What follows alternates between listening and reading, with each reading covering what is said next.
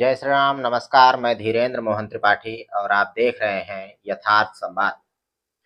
साथियों, इन दिनों Bharatiya Janata party operation सिंदूर के उपलक्ष्य में पूरे देश में सियासी यात्रा निकाल रही है। माफ कीजिएगा, तिरंगा यात्रा निकाल रही है। हालांकि मकसद तो सियासी ही है, सियासी लाभ लेना ही मुख्य मकसद है, लेकिन कहने को तिरंगा यात्रा निकाल रही है। ऐसे ही तिरंगा यात्रा राजस्थान में भी निकाली गई। राजस्थान के जयपुर में निकाली गई, जहां से हवा महल के विधायक हैं बाल मुकुंदाचार्य। उनका एक वीडियो सामने आ गया। पहले आप वो वीडियो देख लें, उसके बाद हम इस पर चर्चा करेंगे।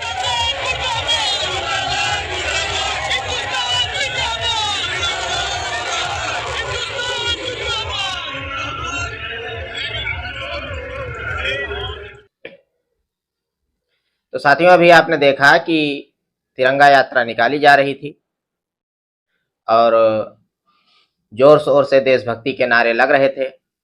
सब कुछ ठीक ठाक था, लेकिन जब दिल में तिरंगे के प्रति इज्जत हो तब तो ठीक है। जब सिर्फ इस यात्रा का मकसद सियासी लाभ लेना ही है तो फिर चीजें बिगड़ गई। हवा महल से जो भाजपा के विधायक हैं बाल मुकुंदाचार्य जी, गेरुआ वस्त्र पहने, इनको अभी आपने देखा होगा कि तिरंगे से ये नाक पोंछ रहे हैं।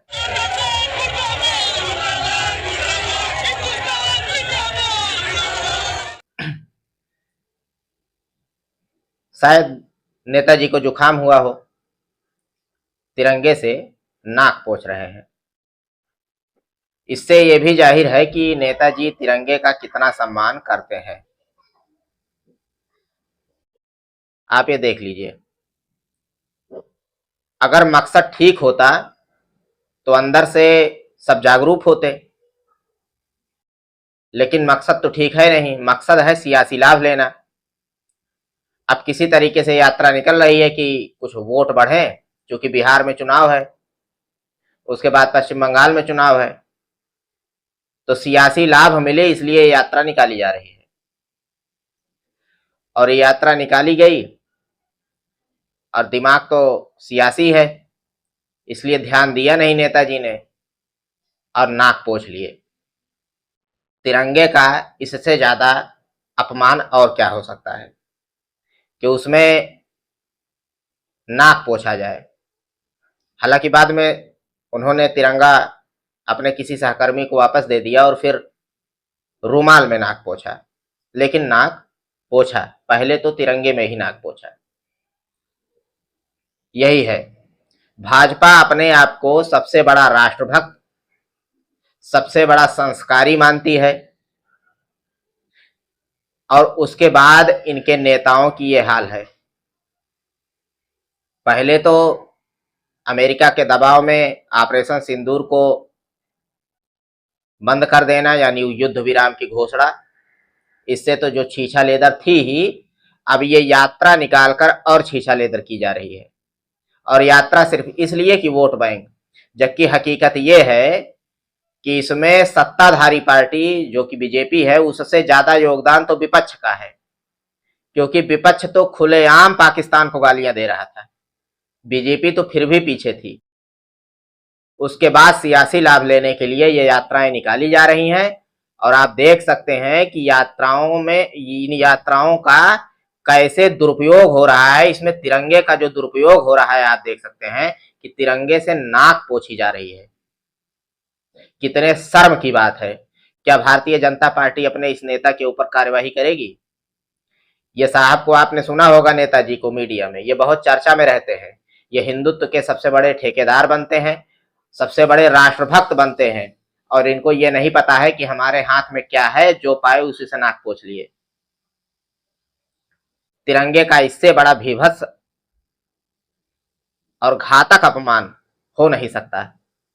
पार्टी को इनको बाहर का रास्ता दिखाना चाहिए, अगर वास्तव में देशभक्त पार्टी है तो।